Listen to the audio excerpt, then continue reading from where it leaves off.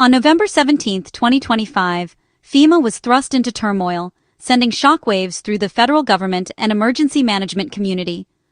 Acting Administrator David Richardson abruptly resigned after just 6 months in office, leaving many to question the stability of FEMA's leadership.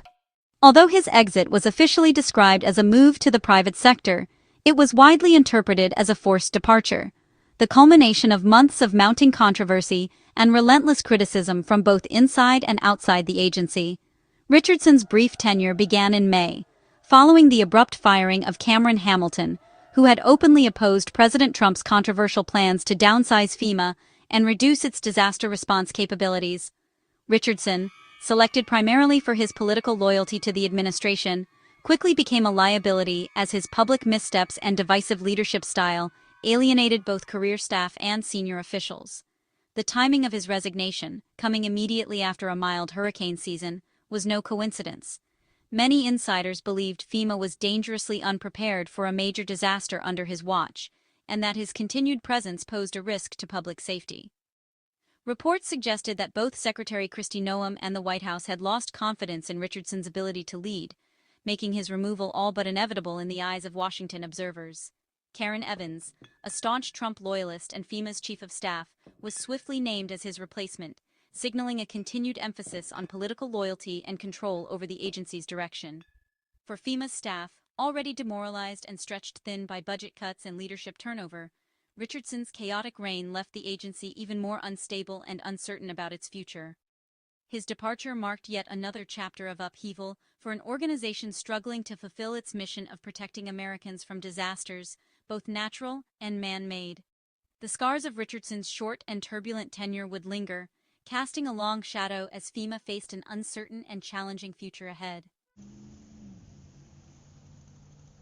David Richardson's appointment as acting FEMA administrator in May 2025 raised immediate concerns. A former Marine with no disaster management experience, his main qualification was his political connections, most notably his friendship with Trump ally Corey Lewandowski.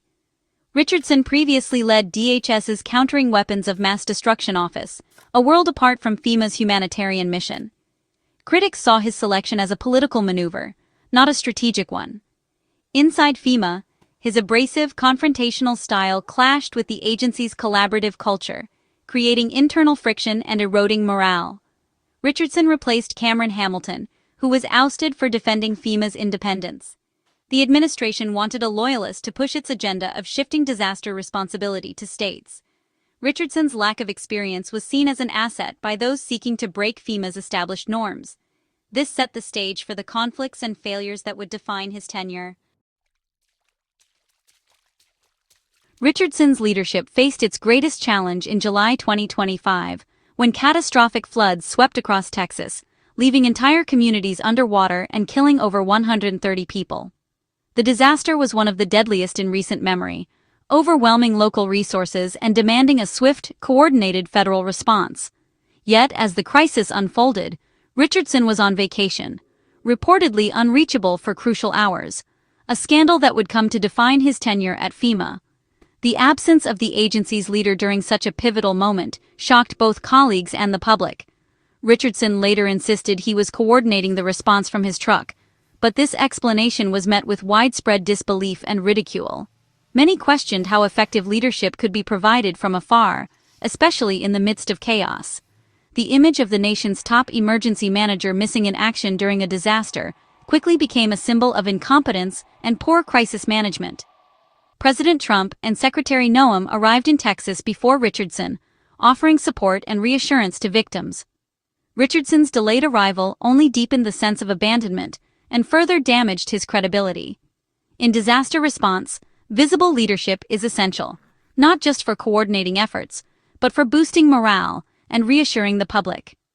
Richardson's absence sent the opposite message, leaving many feeling adrift. The fallout from the scandal cemented his reputation as disengaged and unfit for the role, sparking outrage on social media and within FEMA itself. FEMA staff and the public were left to grapple with the consequences of failed leadership, as delays and confusion hampered relief efforts and deepened the suffering of flood victims. The Texas floods exposed not only the agency's vulnerabilities under Richardson, but also the critical importance of decisive present leadership in times of crisis. In the end, Richardson's credibility, both inside and outside FEMA, never recovered, and his legacy became a cautionary tale for future leaders. Just before the Texas floods, Richardson further undermined confidence in his leadership. In a June 2025 staff meeting, he admitted he didn't know hurricane season had already begun, a comment that stunned disaster professionals. DHS tried to dismiss it as a joke, but for many at FEMA, it confirmed fears about his lack of preparedness. This came after an internal review found FEMA unready for hurricane season, a finding DHS publicly denied. Richardson's remark reinforced the perception of a leader dangerously out of touch with his agency's core mission. Staff morale, already low from layoffs and buyouts, plummeted further. The story leaked to the press, intensifying calls for his removal. Richardson's ignorance became a symbol of FEMA's crisis under political appointees. Richardson's missteps drew sharp criticism from Congress, especially after the Texas floods. In a heated House hearing, Representative Greg Stanton bluntly told Richardson, "You did not lead." Senate Minority Leader Chuck Schumer publicly questioned why Richardson hadn't been fired, amplifying pressure on the White House. Senator Ed Markey went further, warning that Richardson's incompetence could cost lives. The bipartisan concern reflected a broad loss of faith in FEMA's leadership. Despite mounting criticism, the White House initially defended Richardson, dismissing reports as jokes and leaks. Press Secretary Caroline Leavitt insisted FEMA was prepared and that Richardson had the administration's full confidence. This defense rang hollow as evidence of failure mounted. The administration's reluctance to act deepened the credibility crisis. Lawmakers feared FEMA was incapable of handling the next disaster. Behind the headlines, FEMA faced a devastating internal crisis.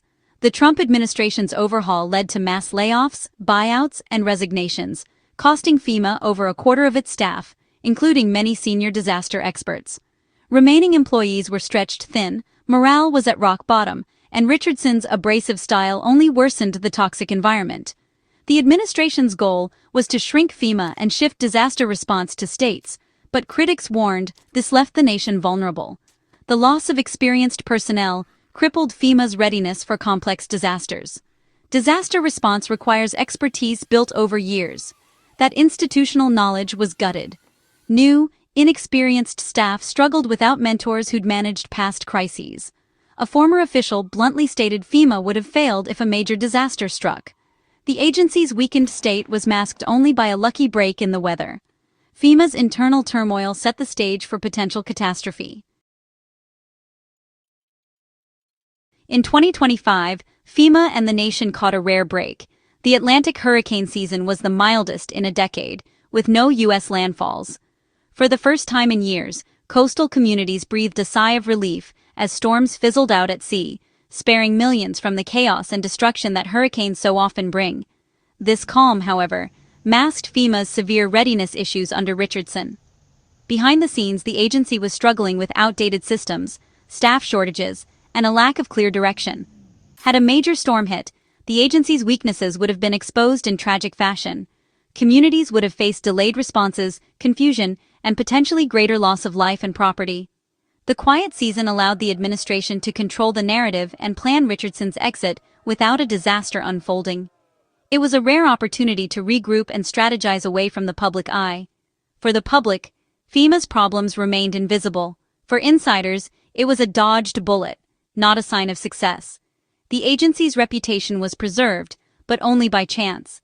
The agency's diminished capacity was a critical vulnerability, hidden only by luck. The infrastructure and personnel gaps were still there, waiting to be tested. The mild weather was a political gift, not a validation of FEMA's preparedness. Lawmakers could claim progress, but the reality was far more precarious. The underlying problems remained unresolved, leaving the nation at risk. Critical supplies sat unused, and vital training went untested. The 2025 season was a stark reminder that good fortune, not good management, had averted disaster. It was a year defined by luck, not leadership. The next storm could reveal the true cost of FEMA's decline, and the nation may not be so lucky again. With Richardson gone, Karen Evans steps in as acting FEMA administrator on December 1, 2025. Evans, a Trump loyalist with a background in technology, signals a continuation of the administration's strategy. Her main challenge: stabilizing an agency plagued by low morale and staff shortages. Winning the trust of career employees will be crucial if she hopes to restore FEMA's effectiveness. Evans is expected to push the administration's agenda of shifting disaster responsibility to states, raising questions about state readiness. Further restructuring and downsizing may follow under her leadership. The threats of natural disasters remain constant, making strong leadership essential. Congress, governors, and the public will be watching closely. Evans's ability to restore stability and purpose will determine FEMA's future. Richardson's troubled tenure reignited debate over FEMA's place within the Department of Homeland Security. Critics argue that DHS control has diluted FEMA's mission and exposed it to political interference. A bipartisan bill in Congress seeks to restore FEMA's independence, giving it direct access to the president and a dedicated budget. The Trump administration opposes this, insisting FEMA benefits from DHS's resources. Secretary Noem has launched her own review council to align FEMA with the administration's vision of state-led disaster response. The battle over FEMA's future is a fundamental conflict about disaster management in America. As climate change fuels more extreme events, the need for a strong, independent FEMA has never been greater. Richardson's failed leadership is now a cautionary tale as the agency stands at a crossroads.